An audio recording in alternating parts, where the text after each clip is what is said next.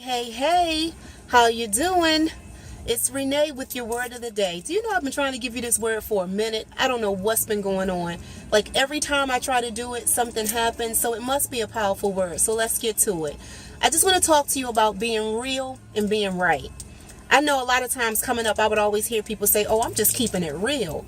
But you know what?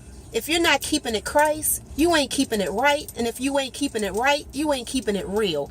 Usually that phrase is used when people are like, oh yeah, you know, such and such being fake and phony. They like acting all white, or they acting all like they all that and this, that, and another. But I'm going to keep it real.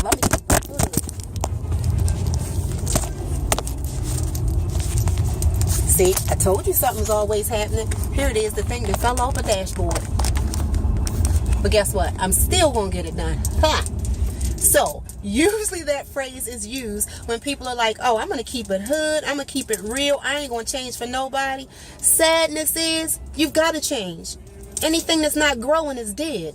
So you definitely have to change. You have to do different. You have to be different. It should not be 20 and 30 years later, you still doing the same thing over and over again, willingly. Now, it's one thing to constantly be struggling with trying to get out of some challenges, but this gonna get done.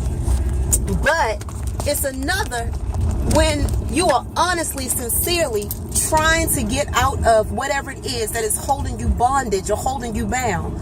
So let me tell you something. If you want to keep it real, keep it right, keep it Christ, live according to the ordinance of God's word. I bet you will keep it real when you do that. Think about it.